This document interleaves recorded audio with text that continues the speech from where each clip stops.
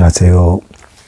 오늘은 신명기 24장 5절에서 22절까지의 말씀을 나눠보도록 하겠습니다.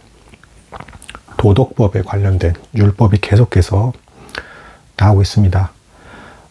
이 내용을 제가 다 나누지는 않겠지만 전반적으로 이 내용을 나누는 과정에서 우리가 인정할 수밖에 없는 하나님의 성품, 속성, 그리고 모습들이 있습니다. 이것을 우리가 발견하게 되었을 때 하나님을 사랑할 수밖에 없다. 그리고 이 하나님은 어제나 오늘이나 동일하시기 때문에 이 법을 제정하셨을 때 이 섬세함과 사려 깊음, 배려심 이런 것들처럼 이 느껴지는 그대로 오늘날에도 성도들을 돌보실 것이다. 잊지 말으셔야 될 건 그래서 만약에 여러분들 중에 지금 방황하고 있고 유리하고 있고 나는 뭔가 하나님과 멀리 동떨어져서 있는 것 같다.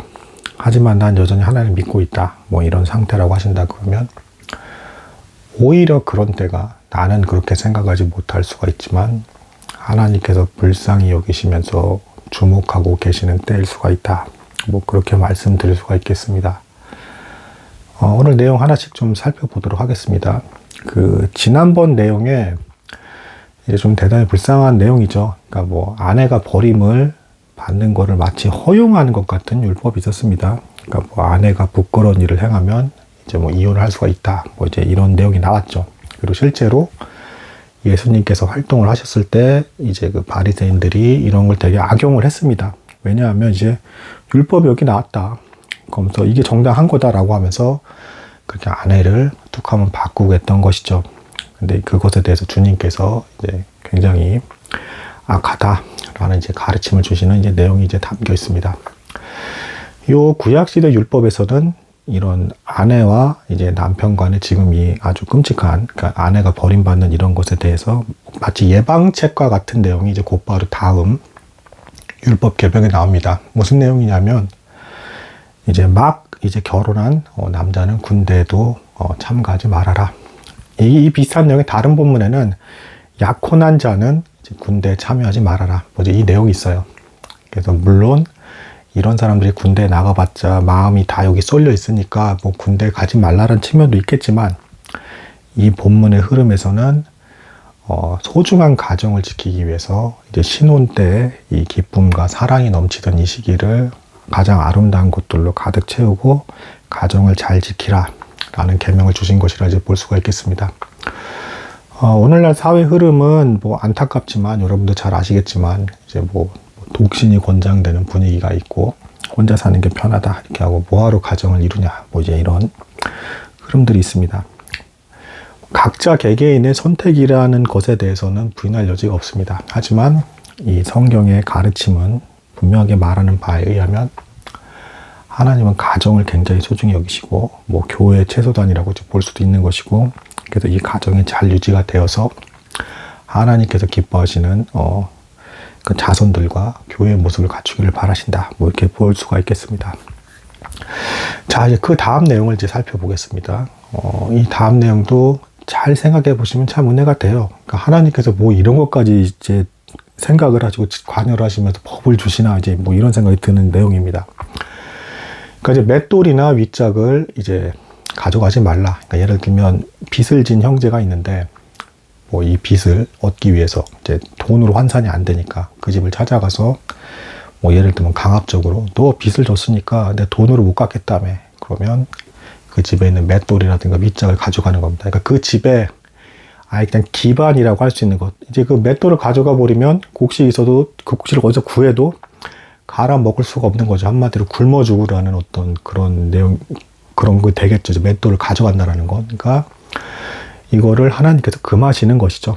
그러지 마라. 너의 이웃이고 그 사랑스러운 그 형제에 대해서 그렇게 가혹하게 대하지 말라.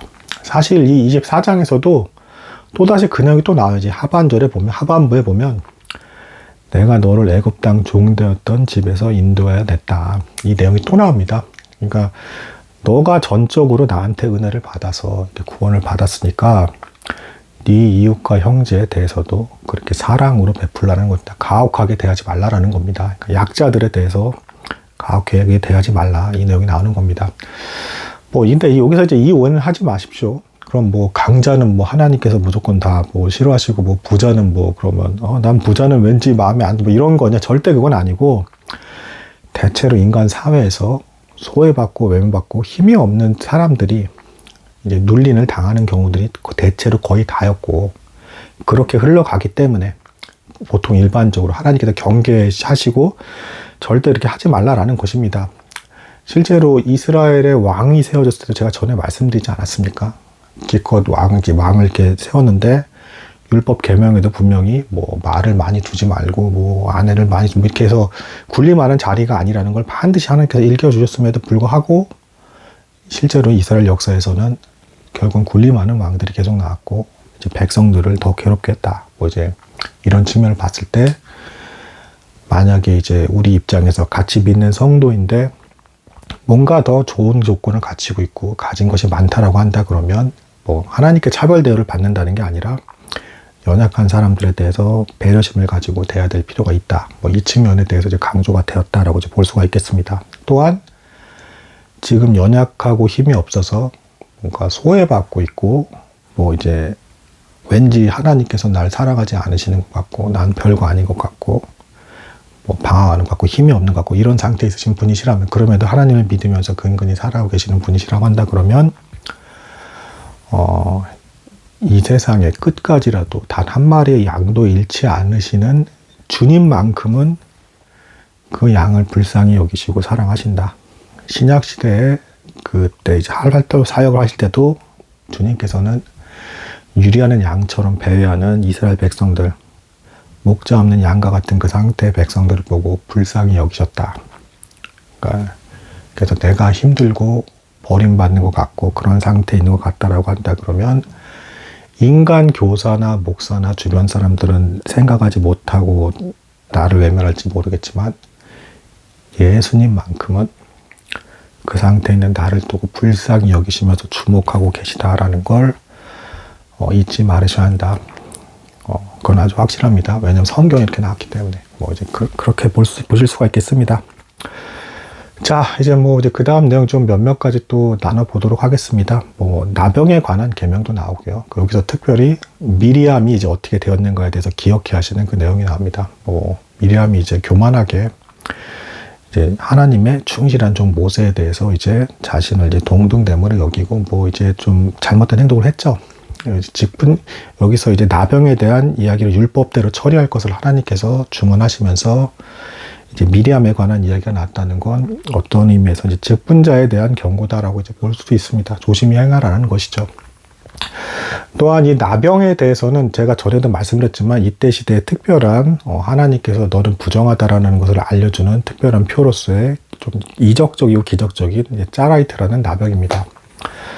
그리고 또 한편으로는 나병은 좀 상징성이 또 있어서 그 많은 병 중에 나병인 이유는 이제 어떤 영적인 무감각함, 그러니까 나병에 걸리면 살이 썩으면서 이렇게 떨어져 나가고 이런 게 나오죠. 신체 일부에 이런 것들. 그러면서도 죽어가는 줄도 모르는 형태로 이렇게 죽어가게 되는 것인데, 이런 것들에 대해서 경계하라. 또한 나병은 전염성이 있기 때문에 너희 중에 죄가 있게 되면 이것이 퍼지지 않게끔 극구 조심해서, 나병 환자는 진영 밖으로 내보내죠. 그래서 극구 조심해서 너희 중에 죄가 퍼지지 않게끔 그렇게 하라. 이제 이런 율법 말씀을 주신 것이다라고 이제 볼 수가 있겠습니다. 이제 또 그 다음 내용 중에 이런 것도 있습니다. 전당물을 잡을 때 역시 이제 상대가 이제 빚을 졌는데 전당물을 잡을 때 그 전당물을 잡으러 한 이제 힘이 있는 사람, 그러니까 이제 빚을 독촉하는 사람은 집 밖에 있어야 됩니다. 왜냐하면 하나님께서 이 가난하고 힘없는 사람의 입장을 더 대변하시는 겁니다. 그래서 만약에 부자가 멋대로 그 집에 들어가서 다 고를 수 있다라고 한다 그러면 어떤 일이 벌어지겠습니까? 최대한 부자가 안 그래도 가진 게 많은데 자기가 더 유리하게끔 뭔가 더 가혹하게 취해갈 수가 있는 것이죠.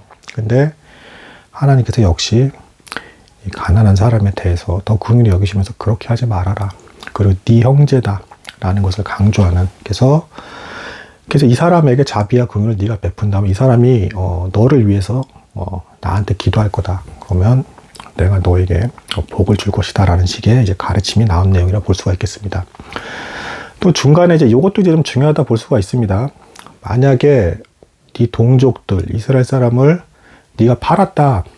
그러면 팔은 사람을 아예 죽이라고 하십니다. 하나님께서. 이거는 왜 그런 것이냐. 이게 단순히 뭐 오늘날의 우리 사회에서의 인신매매 선을 넘어서서 이스라엘 동족을 이제 종으로 이제 거래한다라는 건 그 이제 이스라엘 사회에서는 이게 불가능해요. 그러니까 이제 타 민족, 그러니까 이제 이민족에게 판다는 얘기입니다. 이걸 판다는 얘기는 이 얘기는 즉슨 하나님의 신앙을 지킬 수 있는 이스라엘 공동체 밖으로 내보냈다는 거예요. 형제를.